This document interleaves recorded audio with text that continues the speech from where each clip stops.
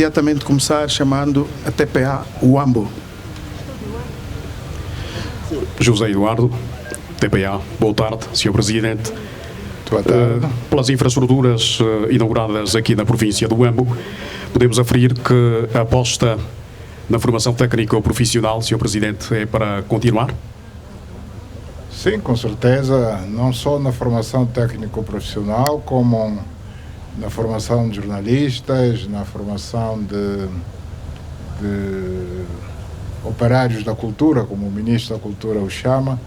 Portanto, de uma forma geral, a aposta é na formação do homem. E que caminhos é que deixa para servir de indicação e melhor se rentabilizar as infraestruturas colocadas à disposição e inauguradas pelo Sr. Presidente da República? Bom, o que eu tenho a dizer é que o mais difícil está feito, que foi o investimento na infraestrutura. Daqui para frente é preciso que os utilizadores tirem o máximo de rendimento deste investimento que foi feito, só assim terá valido a pena o esforço financeiro que foi feito. TV Zimbo. Muito boa tarde, Sr. Presidente. António Correia, TV Zimbo. Sr. Presidente, hoje visitou as obras do campus universitário, portanto, uma instituição que resulta de uma estratégia entre o Estado e o privado. Eu queria saber, Sr. Presidente, olhando para a necessidade de mais instituições nesse sentido, que incentivo é que o Estado pode garantir, além da isenção de alguns impostos, para que as pessoas se sintam incentivadas, sobretudo o privado, a investir no ensino superior? Bom, o que nós visitamos é uma instituição que não se pode dizer, acaba por ser privada, uma vez que não é pública, é privada, mas não é aquele privado na verdadeira acessão da palavra. As instituições de ensino das igrejas, elas, mesmo cobrando propinas, em princípio não vivem daquilo. Portanto, não buscam o lucro. Ao contrário de outras instituições de ensino verdadeiramente privado. Portanto, nós fomos visitar uma instituição de ensino superior, que é de uma igreja, da IECA, a Igreja Evangélica Congregacional de Angola, porque entendemos que não apenas esta igreja, mas de uma forma geral, as igrejas cristãs em Angola, portanto as evangélicas ou protestantes, como se diz, e a católica, sem prejuízo de outras que estão fora deste âmbito, têm de facto prestado uma atenção particular na formação do homem. Portanto, aí aparecem como verdadeiros parceiros do Estado. Portanto, o Estado preocupa-se em formar o jovem, formar o homem, mas sozinho não vai chegar lá, como se diz. Portanto, conta com a parceria das igrejas e de outras instituições da sociedade civil. Portanto, nós apoiamos-nos mutuamente. Esses nossos parceiros apoiam o Estado e o Estado, ali onde puder, apoia os seus parceiros. Muito obrigado. Portanto, nós demos este apoio à IECA e eu fiz questão de ir ver com os meus próprios olhos o resultado do apoio que estamos a dar. E saio de lá satisfeito, vejo que os recursos estão a ser bem aplicados, a obra não está concluída, falta cerca de 10% apenas, e o respectivo apetrechamento. Portanto, esta parte do apetrechamento também vamos apoiar.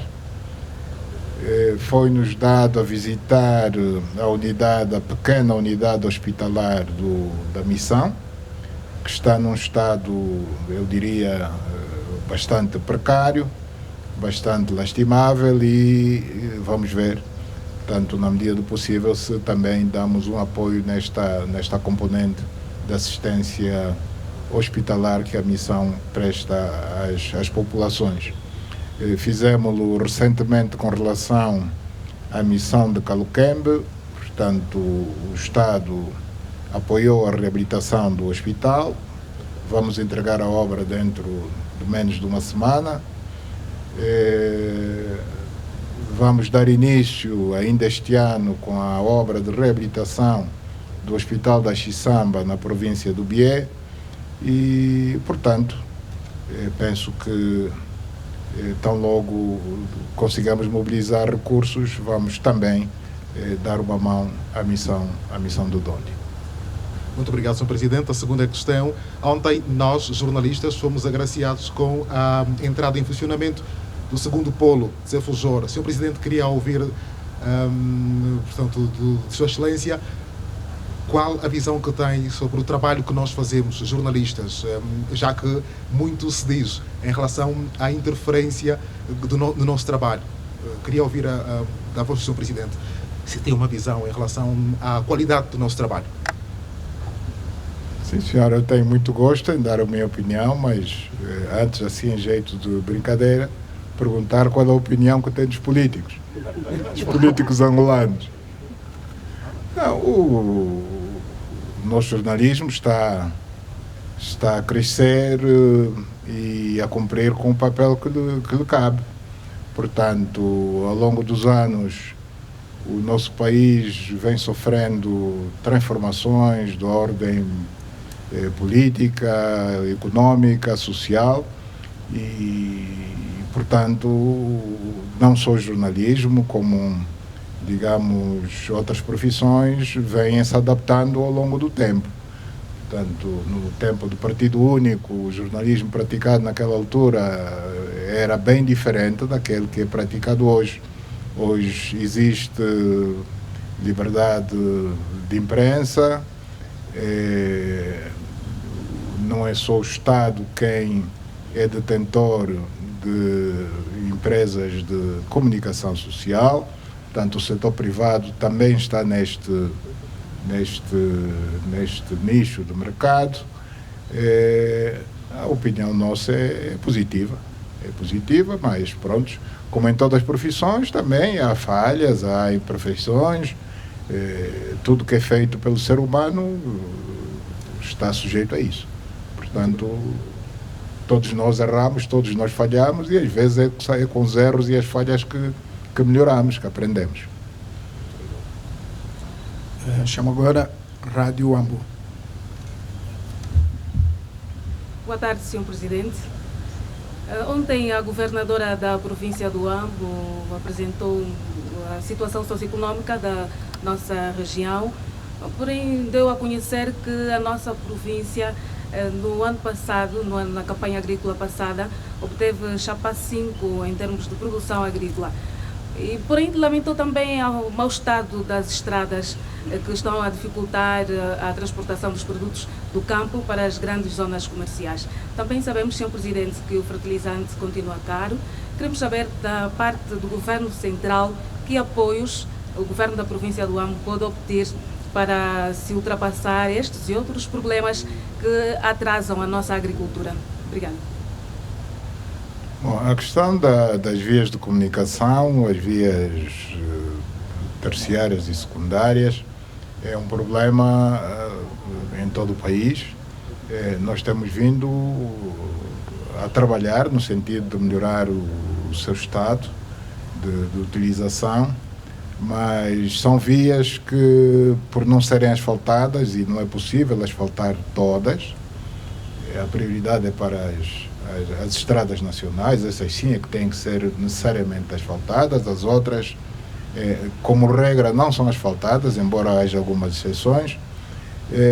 As chuvas desgastam muito as estradas de terra batida, exigem uma manutenção mais cuidada e mais regular.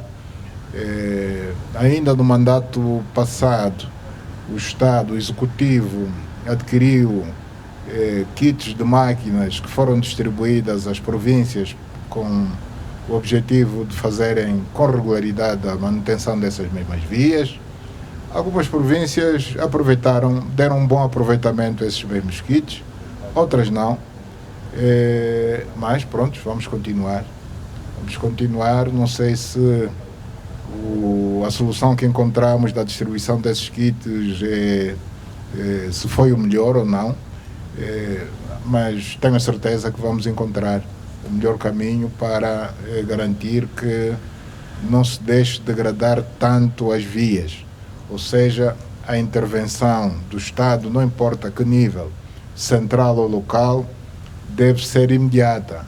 Portanto, ao surgimento do mínimo buraco, deve-se intervir imediatamente. E, por vezes, esta atenção por parte de quem está no terreno, portanto, das administrações locais, não acontece, deixam as estradas degradarem-se, e quando já estiverem numa situação quase de impossibilidade em transitar, é que os alarmes todos são acionados. Portanto, às vezes, a questão não é bem a falta de recursos, a falta de equipamentos, mas a nossa falta de atenção para definir o momento exato que as pequenas intervenções devem ter lugar.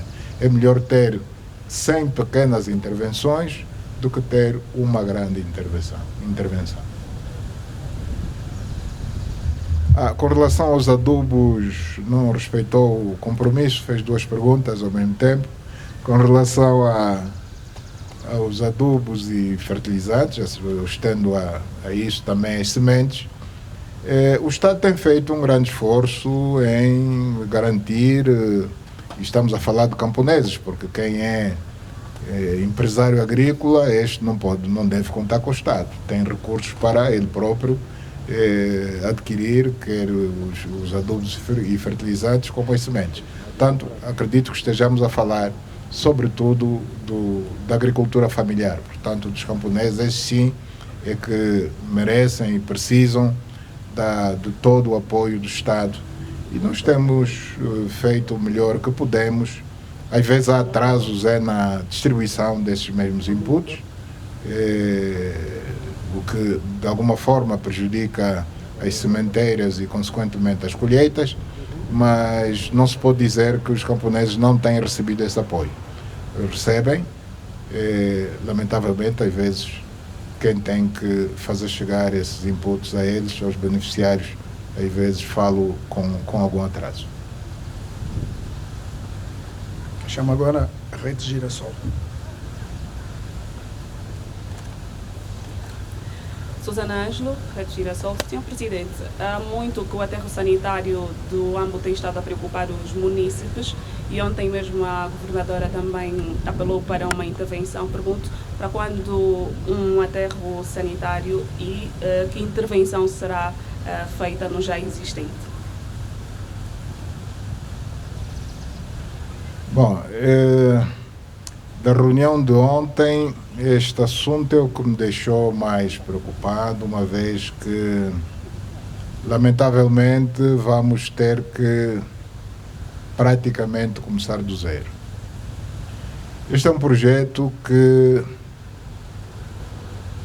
ficou interrompido há exatamente 13 anos.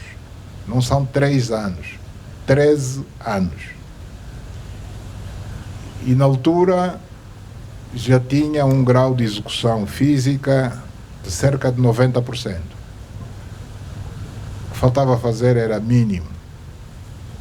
Por razões que ninguém consegue explicar, foi possível fazer-se 90%, mas não se fez 10%. Portanto, os 90% da altura, de há 13 anos atrás, uma boa parte deste lado já executado, degradou-se. Degradou-se, as próprias chuvas, outro tipo de intempéries, alguma vandalização, a informação que recebemos ontem. Significa dizer que hoje já não podemos considerar que aquilo tem um grau de execução de 90%. Nós não vamos, para concluí-lo, gastar apenas os recursos correspondentes a 10%. Vamos ter que gastar muito mais. Portanto, para que não se passem outros 13 anos, vamos ter que arranjar recursos para concluir esta obra, que é importante para a sanidade da cidade, para a sanidade das populações desta cidade do Ambo. Última questão, Sr. Presidente. O país. Boa tarde, Sr. Presidente. Constantino Eduardo, Jornal do País. Antes de mais, quero desejar-lhe bom ano. Vi-me, em certa medida, ultrapassado por alguns colegas, mas, Sr. Presidente, gostaria de colocar uma questão. Recentemente, a cadeia norte-americana CNN avançou que Angola era um dos melhores pontos para se fazer turismo a nível do mundo. A questão que lhe coloco, Sr. Presidente, é se o trabalho de casa, do ponto de vista objetivo, já está a ser feito, porque há ainda especialistas que apontam alguns problemas. Temos o problema das vias de acesso, a que o Sr. Presidente já se referiu. Temos também a quem aponta também o problema da desvalorização da moeda. Enfim, Sr. Presidente, pergunto-lhe o que é que está a ser feito do ponto de vista objetivo para que um turista que venha cá a Angola não se confronte com problemas dessa natureza. Obrigado. Bom, quer o estado das vias, quer a desvalorização da moeda, nenhum desses problemas, que eu considero problemas, e são, não deixam de ser, constituem impedimento para haver turismo. Nós já fizemos turismo em outros países e andamos em estradas esburacadas. Há turistas que preferem ficar na praia, há turistas que preferem ficar nas grandes cidades em hotéis de 5 estrelas, mas também há turistas que gostam de apanhar poeira, chuva, lama. Portanto, o estado das picadas acaba até por ser desafiador. Portanto, o turista que gosta de aventura, o estado das vias, das picadas e das estradas de terra batida não constituem problema. De igual forma, a desvalorização da moeda também não é problema, porque não há nenhuma moeda no mundo que é 100% estável. Todas as moedas do mundo têm períodos de oscilação, sem exceção de nenhum. Portanto, já lá vai o tempo, se quiserem, do socialismo, em que alguns dos países tinham uma taxa de câmbio fixa. Portanto, eram taxas de câmbio que não eram realistas. Angola foi um dos casos. Angola teve durante muitos anos, durante décadas, uma taxa de câmbio fixa. Portanto, a taxa não oscilava, mas não era bom para a economia. E mesmo assim não tivemos turismo naquela altura. Portanto, o facto de hoje o Kwanza valer X com relação ao dólar e amanhã valer Y, isto é o que é normal nas economias de mercado. Portanto, não vale a pena pensarmos que este exato momento em que o Kwanza está mais fraco com relação ao dólar, que é uma desgraça para a economia da Angola, não é? Nem é impedimento para que os turistas passem a vir para Angola. A partir do momento em que nós isentamos de visto a perto de 100 países, portanto mais exatamente 98, os dados que temos é que tem entrado muito turista no nosso país.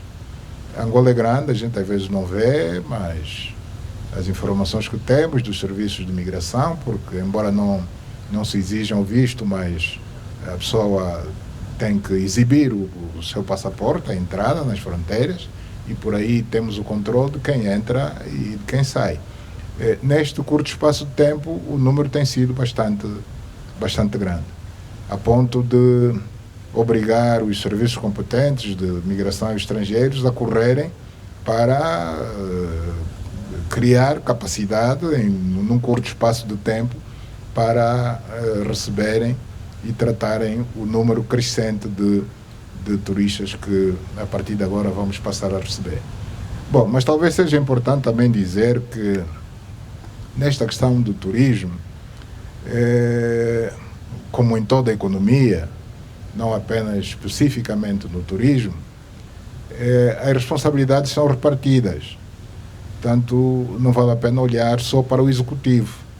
Há responsabilidades que são nossas, por exemplo, esta de isentar ou não isentar o visto, facilitar ou não facilitar o visto, é responsabilidade do Executivo. Mas quem deve construir e gerir os hotéis, resorts, não será o Estado, portanto é o privado.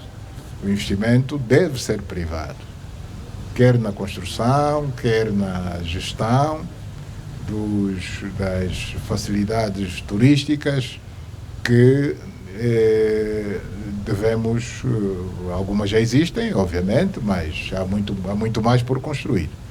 Então, aí o setor privado é chamado a cumprir com a sua parte. E, igualmente a banca, quando falo do setor privado, não estou a excluir a banca.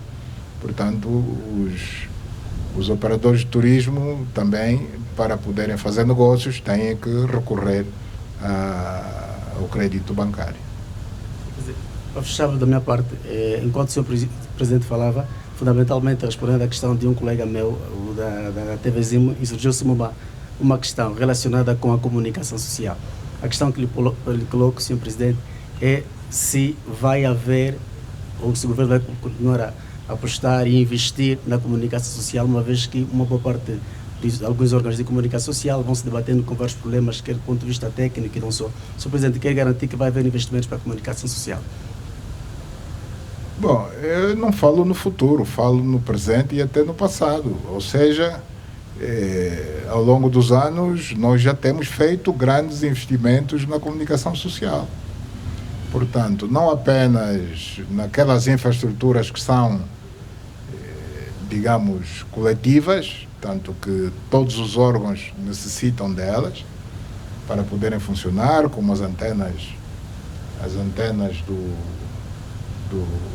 das telecomunicações, tanto que cobrem o país, quer terrestres, agora com a entrada em vigor do Angosat 2 é outro investimento. Portanto, nós não estamos na altura de fazer promessas, estamos na altura de dizer o que é que já fizemos e que vamos continuar a fazer. Quanto tanto há bocado eu dizia que na comunicação social há dois atores, o público e o privado. Naquilo que é público, o investimento deve ser feito pelo Executivo, estamos a fazer. A própria TPA beneficiou há relativamente pouco tempo de um grande investimento e que já estamos a beneficiar. Quanto ao setor privado, portanto, a própria palavra fala por si, o setor privado. Os acionistas é que têm que fazer os investimentos necessários no seu negócio. Portanto, a comunicação social privada não deixa de ser um negócio. E um negócio, por sinal, rentável, pelo menos em outras partes do mundo, e aqui não deve ser diferente. Então, os acionistas é que têm que se preocupar em fazer os investimentos que se impõem no seu próprio negócio. Muito obrigado, Sr. Presidente, pela sua disponibilidade. Caros colegas, terminamos assim este momento. Muito obrigado.